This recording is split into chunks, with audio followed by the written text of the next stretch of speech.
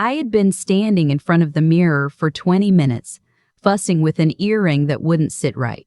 The pearl drop my husband gave me on our 40th anniversary, may he rest in peace.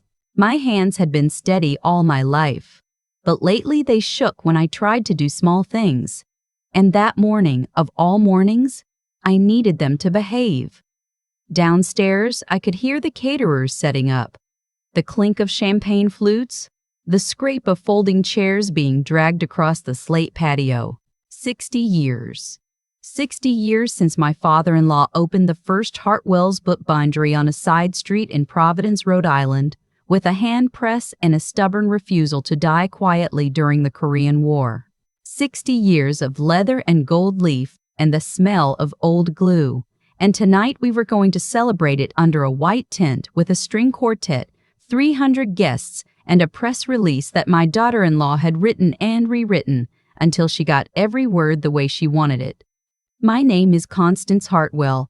I was 67 years old that October, and I had run that company alone since my husband's heart gave out on a Tuesday afternoon in the back office, with a half-eaten tuna sandwich still on his desk. 8 years I'd carried it. 8 years of payroll meetings and supplier negotiations and looking at the books at 2 a.m. because that was the only time my head felt quiet enough to do the math. I tell you that not to brag. I tell you that because I want you to understand what I had to lose.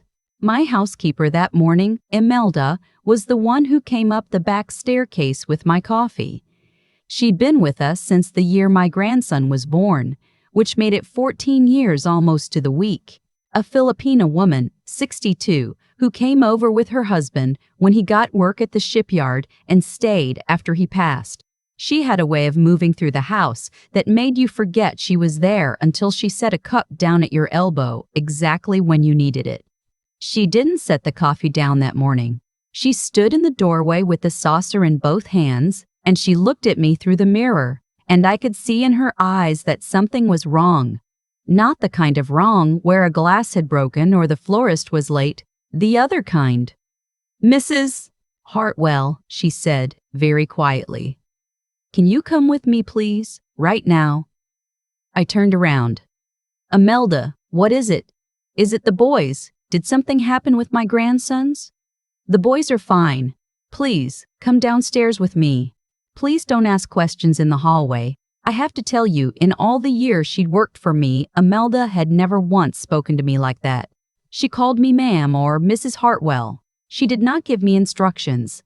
So I followed her, in my stocking feet, holding the hem of my dress up off the runners, down the back staircase that the help used, past the second-floor linen closet, and into the butler's pantry that connected the back hallway to the formal dining room. She opened the pantry door, and she put her hand flat against my chest and pushed me, gently but firmly, inside. "Imelda, listen," she whispered. "Don't make a sound. You need to hear this. Don't come out until I tell you it's safe." And she pulled the door closed in my face. I stood there in the dark, in a $40 pair of stockings, smelling cedar and old silver polish, and I felt my whole life tilt sideways.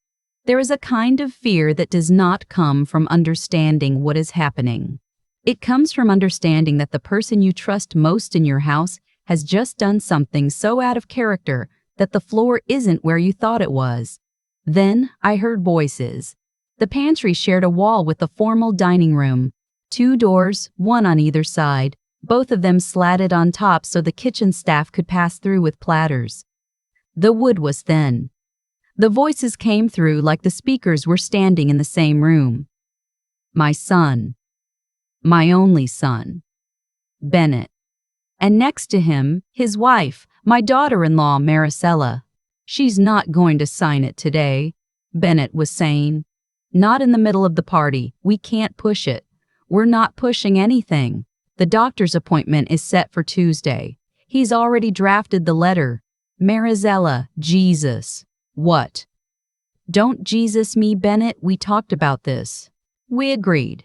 Agreeing in the kitchen at midnight and doing it on the morning of the 60th anniversary are 2 different things. There isn't going to be a better moment. She's tired. Look at her hands. Look at the way she walked yesterday at the rehearsal. She forgot the name of the senator's wife. She had a glass of wine. Bennett, she's almost 70. The board is going to come around. Wallace already said so. We just need the medical letter. We just need her to step down quietly, and the family keeps control.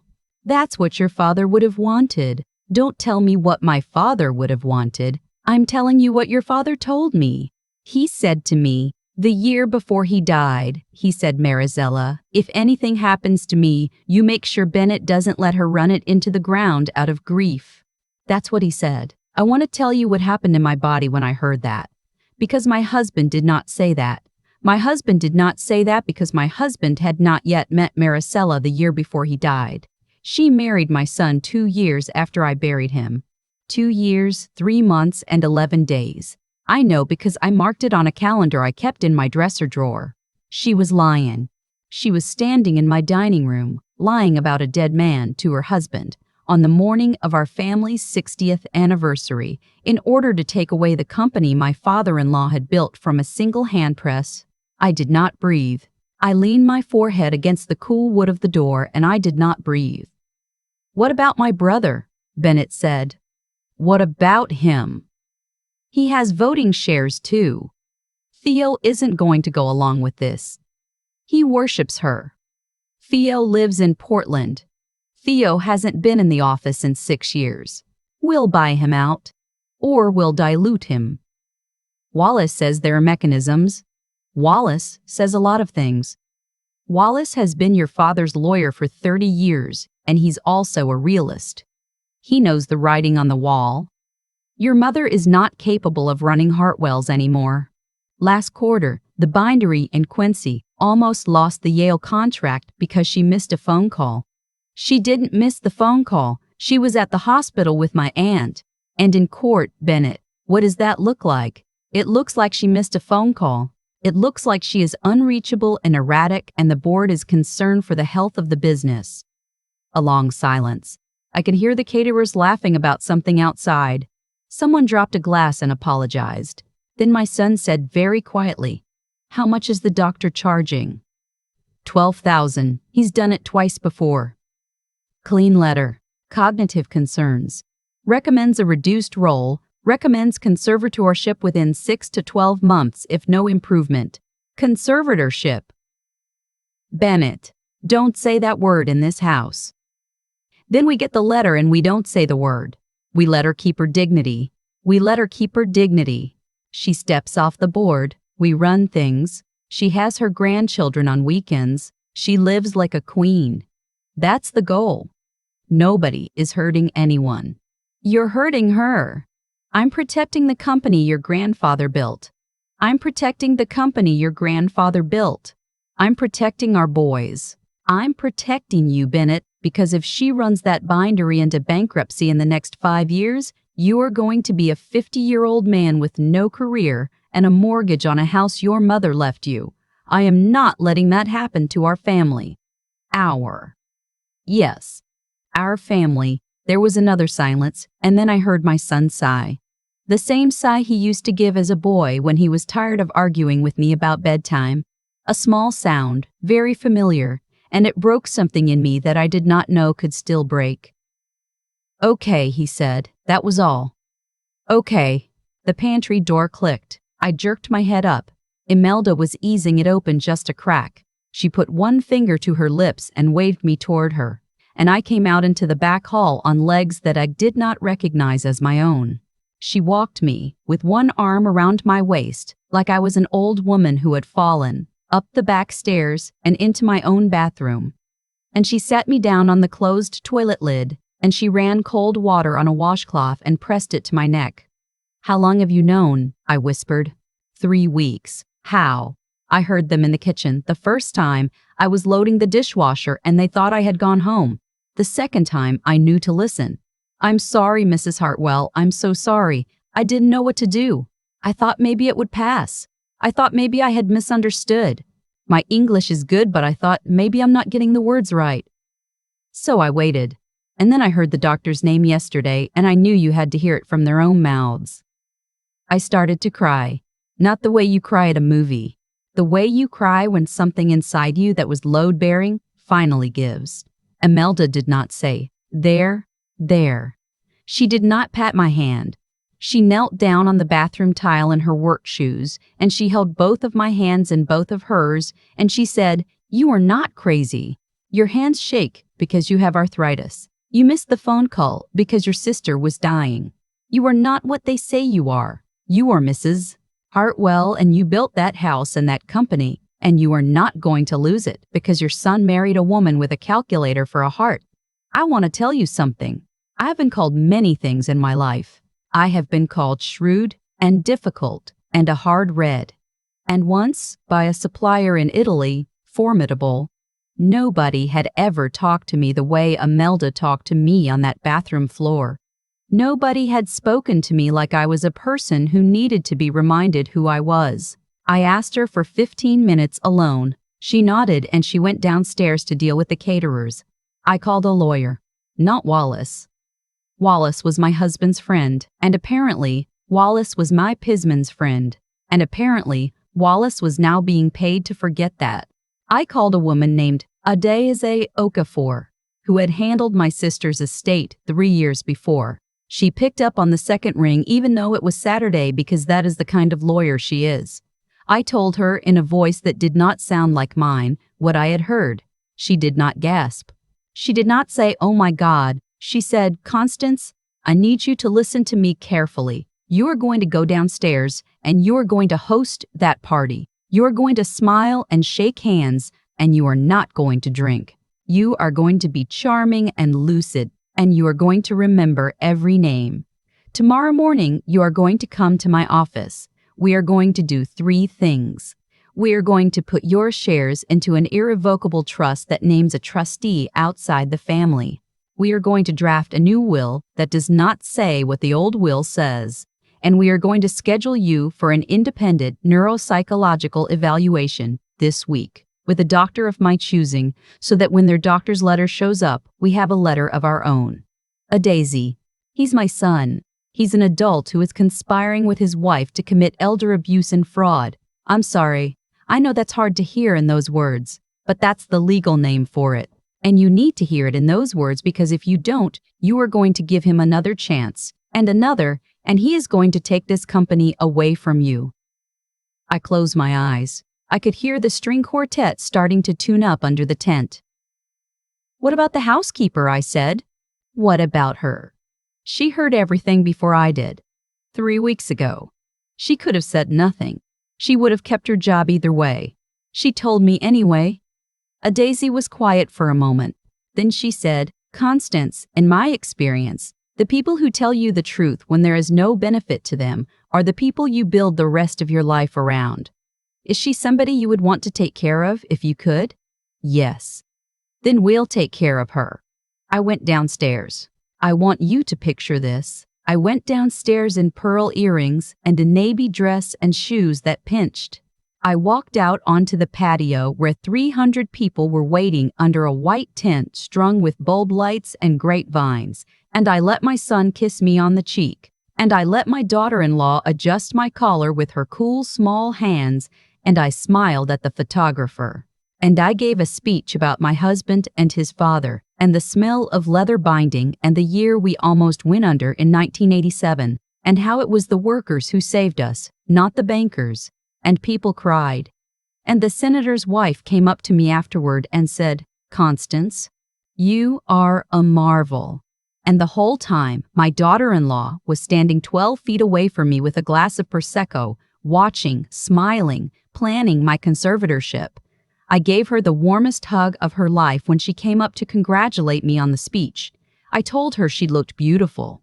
I asked her about the boys' school. I asked her if she'd been sleeping all right. I held her hand and I looked into her eyes and I said, "Marizella, I am so lucky my son found you." She believed me. That was the moment I knew I was going to win. The next morning I was in a Daisy's office at 7:30. By noon she had drafted preliminary documents. By Wednesday I had a clean neurocognitive evaluation from a Tufts professor that said my executive function was well within range for high-functioning women of my age cohort with measurable strengths in verbal reasoning and long-term recall. By Friday, my shares were in trust, with a trustee named Idris Hollingsworth, a corporate attorney from Boston that Adaze had used for 2 other clients in similar situations. Idris had no relationship to my family and no desire to have one. The medical letter from Maricella's doctor arrived the following Tuesday.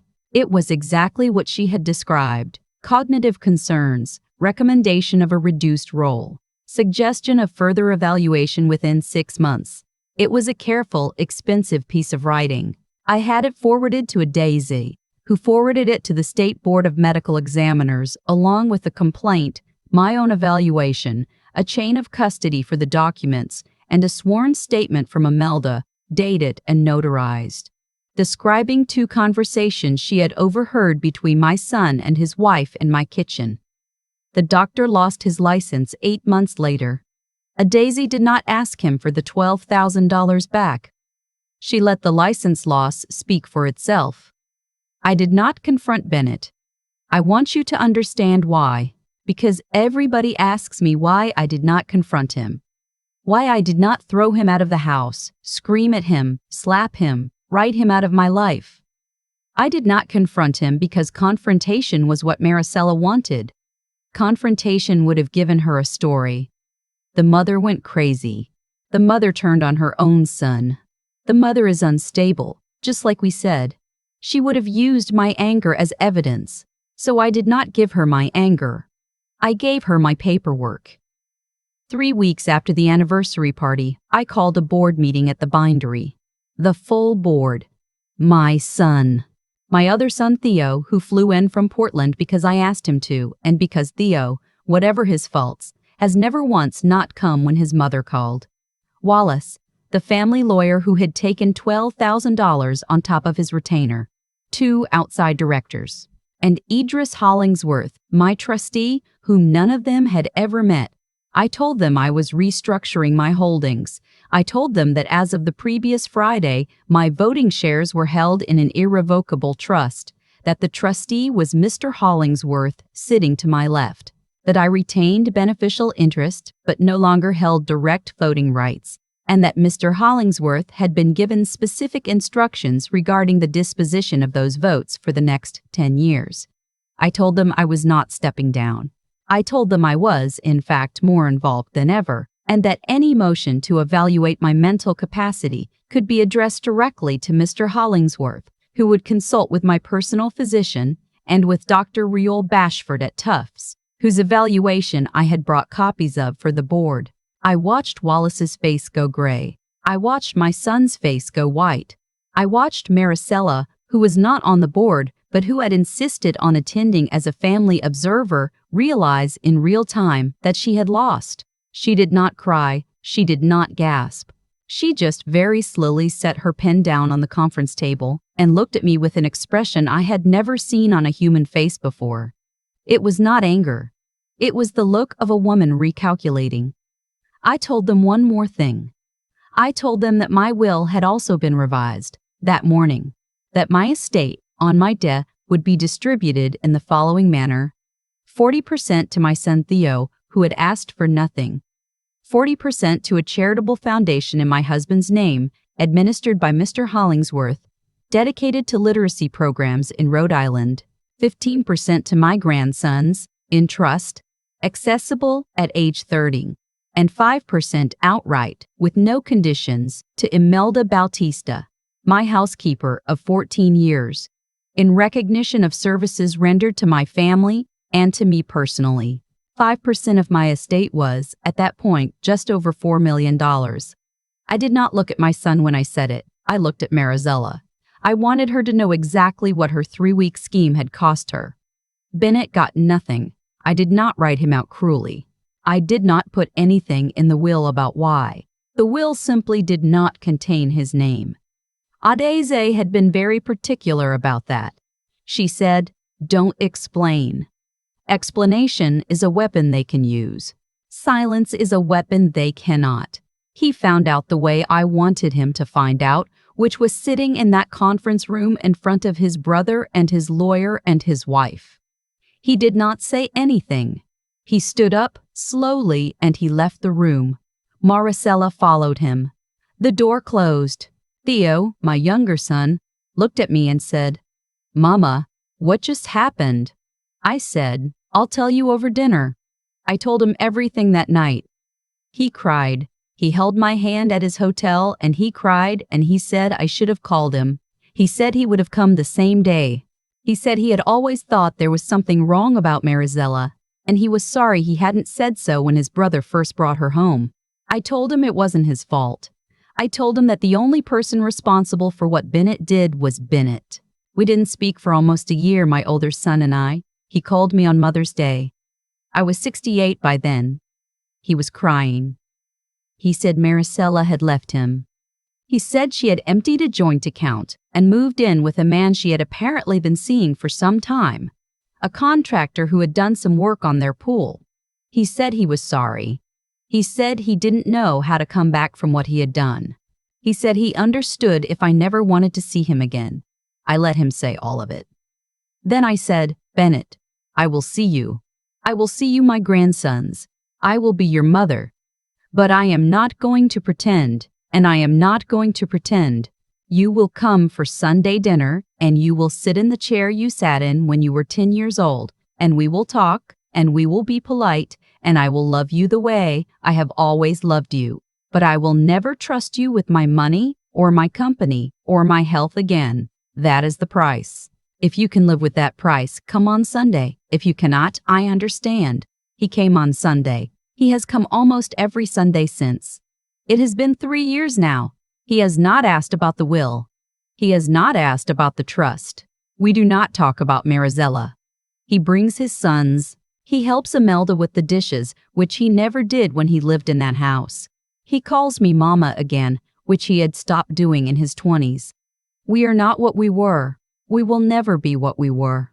But we are something, and some Sundays, when the light is right, it feels close enough to enough. Imelda still works for me, although I have told her 3 times she does not have to. She says she likes the work. She says her own house is too quiet now that her sister has moved to Las Vegas. She has redone her kitchen with money I gave her for her 65th birthday, and her granddaughter is at Uriana scholarship that my husband's foundation funded before either of us knew it would go to her. I asked Imelda once, last spring, why she told me, why she didn't keep her head down and her mouth shut. She would have kept her job. We both knew that. She thought about it for a long time. She was folding napkins at the kitchen table. Outside it was starting to rain. She said, "Mrs. Hartwell, in my country, when I was a girl, my mother worked for a family in Manila. They were rich. The man of the house was cheating his wife. Everybody in that house knew. The housekeeper knew. The driver knew. The cook knew. They all knew, and they all kept quiet because they wanted to keep their jobs. And that woman lived 20 more years, and she never knew. And when she died still believing she had a good husband. And I remember thinking, when I was 9 years old, watching my mother put on her apron, I remember thinking, that is the worst thing in the world. To not know, to love somebody who is laughing at you behind your back, and to die without knowing." She folded another napkin. "I would rather lose this job 100 times, she said, than let you die not knowing. I am 69 years old now. I sleep through the night most nights. I take a baby aspirin in the morning and a small glass of red wine with dinner. The bindery is doing well. We took on the Princeton archive last spring. My grandsons are good boys, in spite of everything. And the older one wants to go into the business someday, and I have told him he can if he earns it. I do not know what would have happened to me if Imelda had not pushed me into that pantry. I do not let myself think about it for long. I think you can lose your mind at my age, thinking about the version of your life where the door did not open. What I will say is this: pay attention to the quiet people in your house.